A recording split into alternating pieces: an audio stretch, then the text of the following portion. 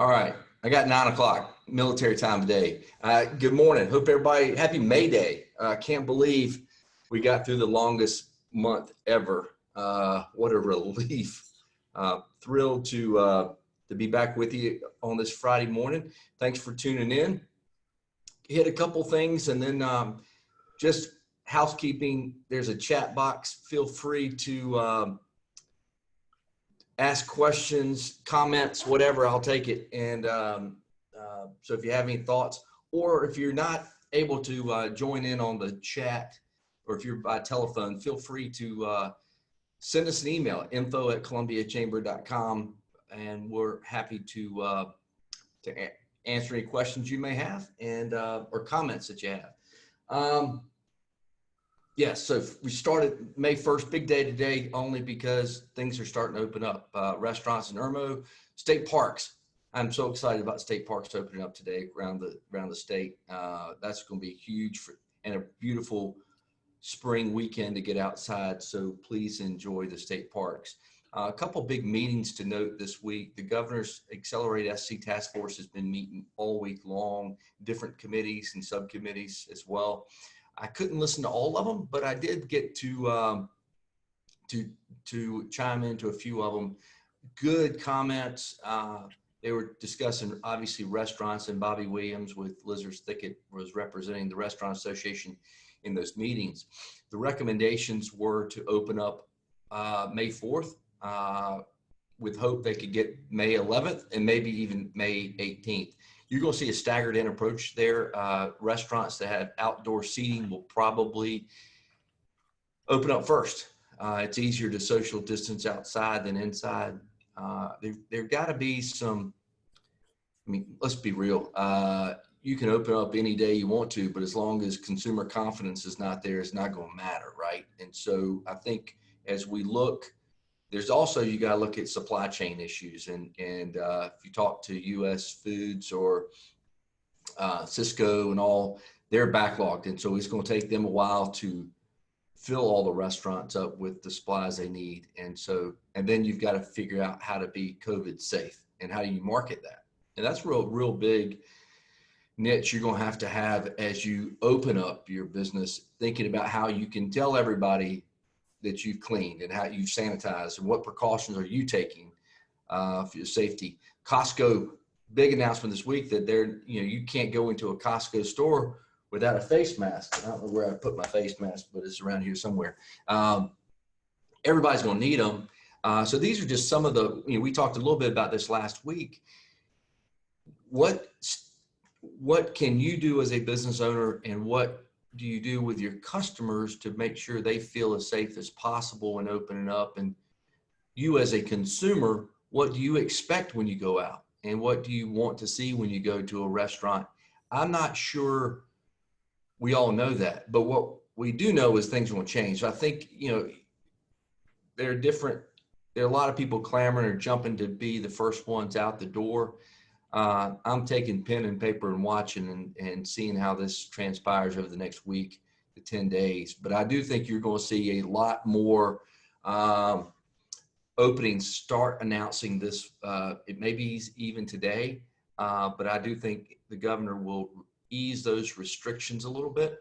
But more importantly, there will be a phase-in approach. I will tell you, I've got a meeting with the mayor and a couple members of council this morning to discuss City of Columbia and what they intend to do. Again, I think the phase-in approach is probably the best. Martha asked her a great question. Do you think the governor will issue an order requiring face masks? I think he'll go a step below that and encourage everybody to wear a face mask. I'm not sure. He's been so really good at doing the step, not stepping over too many lines. I think there's probably a constitutional issue there. Can you mandate that? But I do think it'll be heavily encouraged. And then, hand stations or sanitation stations at the door, if you can get it. That's another supply chain issue that is very apparent. How do you get your PPE, personal protection equipment? Can you get it, and will you require it? That's going to be a big question as we go forward. The chamber put in a lot. I got to give staff props on this because Rose and Anna on our team did a phenomenal job. I'd seen a couple of other chambers around the country put together a playbook on how to open back up. And so we put together a book and went out yesterday called Reconnect Columbia. It's on our website, columbiachamber.com, first thing you see, but it literally goes through different industry sectors and gives recommendations for each industry sector on how to open up. This is a guidebook and a conversation starter. It by no means, we're not medical experts. We've picked and choose from around the country on some of these things. So it gives you a good indication of what you need to start thinking about. So feel free to pass that around, take a look at it. It's called Reconnect Columbia, but it's on our website. A lot of time and energy was put into that. And so thanks to some of our fellow chambers around the country for adding their support to that document as well. So good question about if a band's opening up later on, Alabama, Charlie Daniels. I'm fairly confident that every event's going to be canceled for this foreseeable future. In fact, I was on a call Monday with chamber CEOs. Maybe it was Tuesday, my days run together, but there are chambers around the country that are canceling all in-person events the remainder of the year.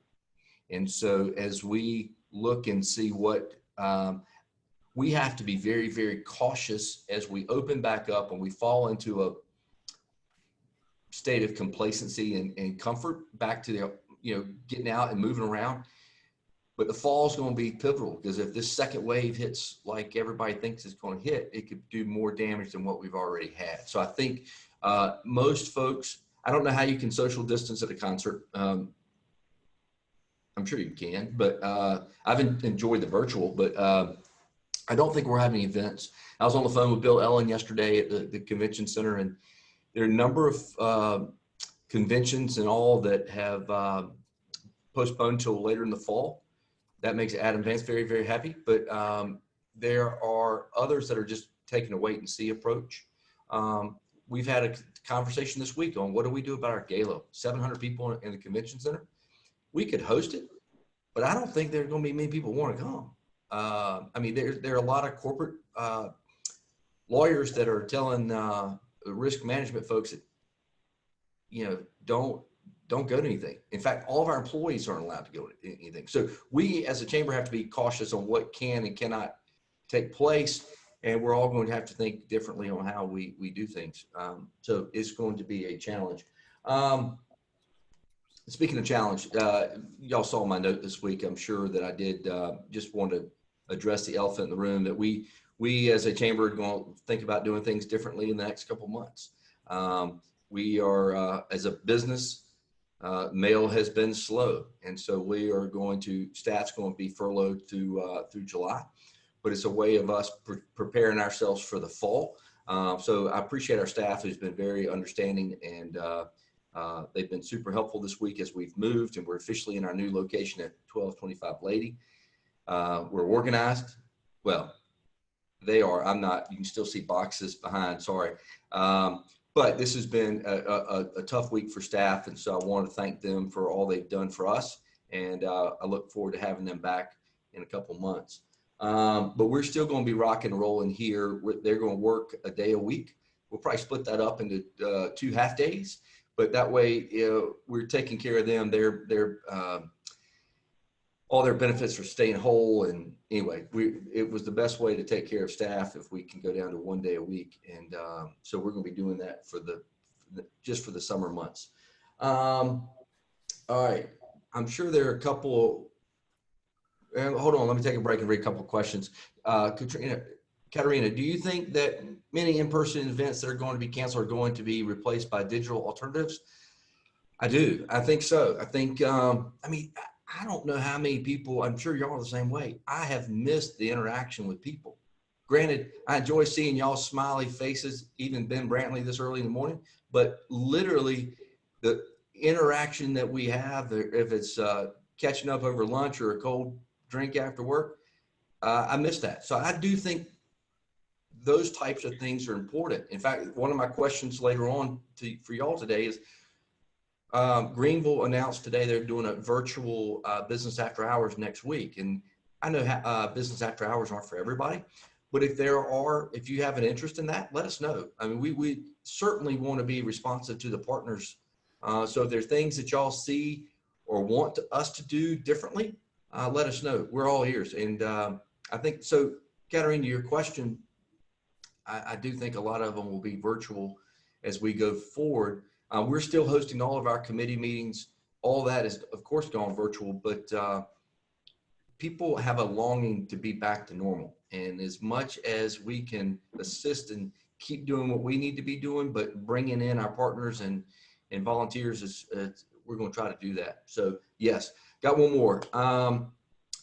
The cruise lines are starting to unofficially pull all their cruises up to including July. We are still waiting to confirm this date. I think so. I will tell you, again, you can open, but are people willing to jump on a cruise ship? Well, we'll see. I hope so. For the economy's sake, we need it. Airlines need to be open.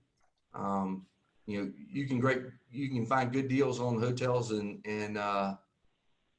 airfare right now if you want to go. I'm going to do some fine vacation in South Carolina this year, I think, or really close by. So if you don't mind me jumping in for a second, Carl, what I was saying is we got some unofficial notifications from Carnival Cruise Line yesterday, and when Carnival does it, everyone follows suit rather quickly, matter of 2-3 day period. They've already pulled all of our cruises that I was literally booking on the computer yesterday for July. Oh, they pulled them? Yes. Oh, yeah, so, gotcha. So they're not saying, hey, they're canceled, but when they do this, they've done it already several times, and that's what happens within a 48 to 72 hour period. And the basic being is one, because of the CDC working so closely with CLIA. CLIA is Cruise Lines International. It's basically CDC to the health department, to healthcare is CLIA to us in the travel agency. Yeah. So CLIA hasn't announced it yet, but we're expecting that announcement to come today. And a lot of it has to do also with the fact that so many people are scared to leave their house right now and travel. They can't afford to have all these cruise ships out there being at a deficit financially for themselves. So it's probably going to hinder us quite a while in the travel agency here until people start wanting to book and they can make a profit on it. That makes sense. I think you're going to see month-to-month calls for the next few months. A lot of things are canceled through June now. And I think as in the next couple of weeks, you're going to see things canceled through July, which is standard, which I think is actually the right approach. Wholesale canceling things for the foreseeable future. I think things can change quickly. More importantly, consumer confidence can change very, very quickly. And as business leaders and owners, you got to be able to be nimble. And so we're going to see a lot of people being nimble lately in the next couple of months, which is just the nature of the beast. So I do think that businesses will start opening again next week. You're seeing that the hotel industry in Myrtle Beach is opening up, beaches open up, which is good as we approach beach weather. But keep that in mind that there'll be strict limitations on that opening as we go forward. In the restaurant areas, I was reading some restaurants over in Sumter even gonna rip out the bar section because it's hard to keep social distance requirements at a seated bar, which hadn't really thought about that, quite frankly, but makes sense. So I think owners recognize the risks associated with opening up too soon, and how do you make people feel comfortable? Again, it's all about making consumers feel comfortable. All right. How about this? I've got a couple of things, but happy to take any questions. Again, part of what I really wanted to emphasize today, if there are things that y'all are seeing or hearing around the country that we should be doing, I spend a lot of time with chambers around the country to hear about what are chambers doing in university cities, what are chambers CEOs from metro cities around the country doing, and it's a great exercise for me just to it's a gut check of what we need to be doing. A lot of companies, a lot of areas right now are focusing on workforce development and how do we as a community retool as we move forward, and what type of industries are we're going to need to be looking at. Really, I want to give a big shout out to Midlands Tech right now. They called earlier this week, and we co-signed a grant application this week to get some money from the U.S. Department of Education on retraining 16 to 24-year-olds. And you think about all your dishwashers, your bar backs, and everything else in the hospitality industry, or folks that work in restaurants or hotels or whatever, but a lot of young folks that are working are out of jobs. They were the first to let go. And so we've got to give those folks an opportunity to, if they're not going to get a college degree, how do we retrain them to be helpful and able bodies in this workforce that we need so many people right now. So the days of, the workforce has changed quite a bit. Unprecedented 2.3% unemployment rate here in South Carolina, the lowest in the country.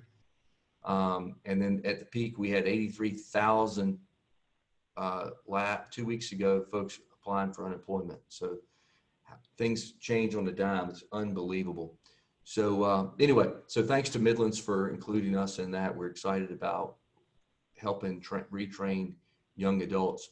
But as we go forward, again, I wanted to, didn't mean to go off of my ADD kicked off a little bit, but as we move forward, if there are things that y'all see other people do that we should be taking advantage of, I'd love to get your input. Just email me or give me a call. I think that's very, very helpful. And again, what's the old saying? The ultimate form of flattery. So I don't mind pickpocketing somebody else's idea around the country and bringing it to Columbia if it works for us. So anyway, not to belabor it, we got a lot going on next week. We're going to try to do our issues forum on Tuesday and do some more webinars. We had great webinars this week. And we'll probably, because of the new scheduling with staff, we may just do one webinar a week, but we'll continue to do all of our regular meetings that we've been doing. And I'll continue to do these little quick updates as long as you find them entertaining or informational. And I'm sure it changes per week. So anyway, any comments, questions? Mr. Creech, thank you. Where do you suspect economic opportunities may exist or government reforms may exist as a result of the pandemic? There are a lot of economists and business consultants are working on this. Absolutely. We're going to see a couple big transformational things happen, I think, in the marketplace, not just in Columbia.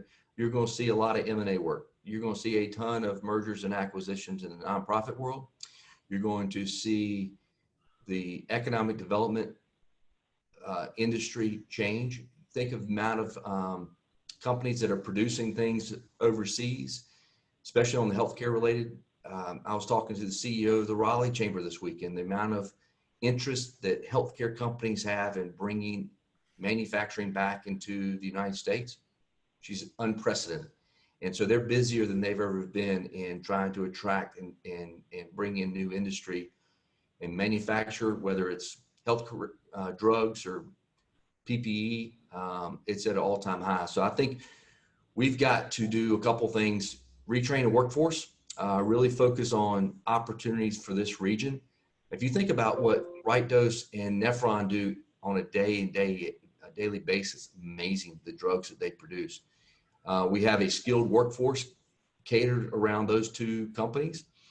It would be easy to bring in a couple more pharmaceutical or healthcare related industries that could piggyback on the type of workforce that both of those two companies hire. So we need to be aggressive.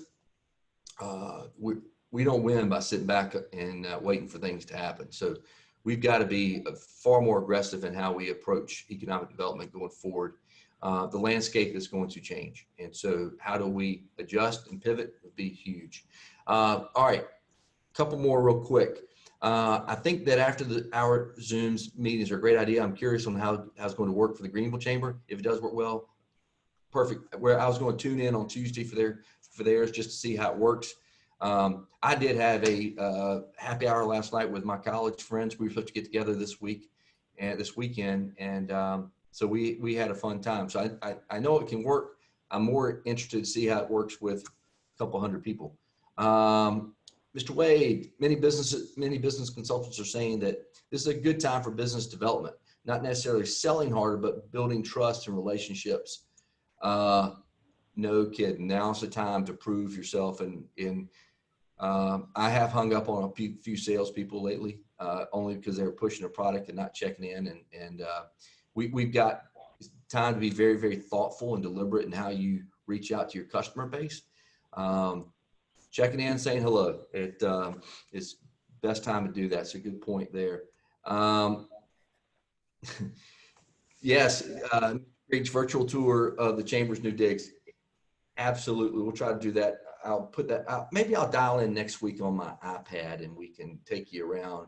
It's we're gonna miss the old digs, but after 30 years at Richland Street, it was time for a change, and so.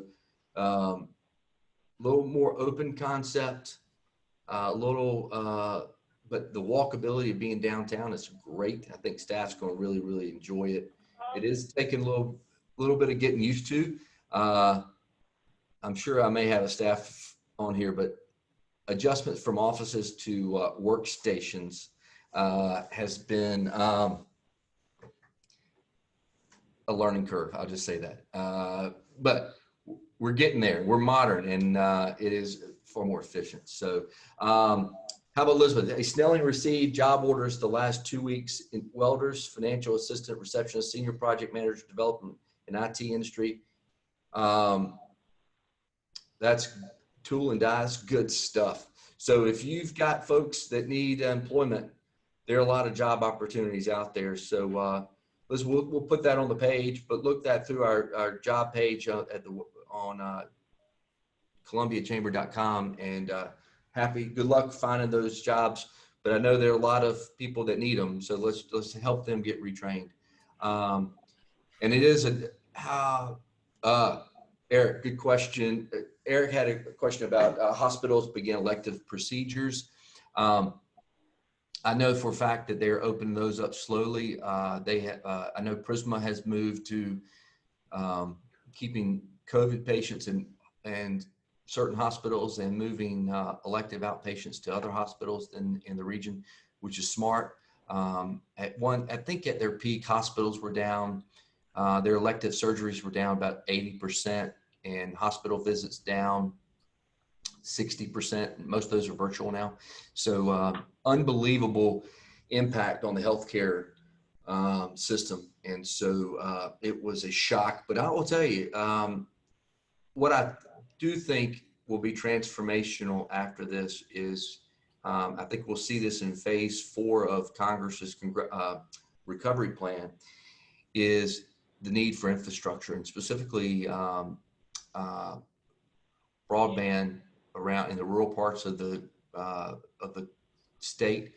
You saw this challenges for educating kids and having parked buses for kids to get online. So rural broadband is probably right up there as the most significant change that's going to come out of this, and needed, quite frankly. And if you think that's the great equalizer, the internet has been the great equalizer.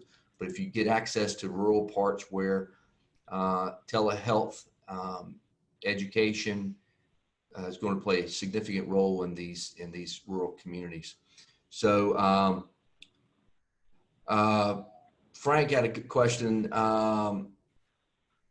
Do you think the governor will stop people from bringing pets into stores like Home Depot?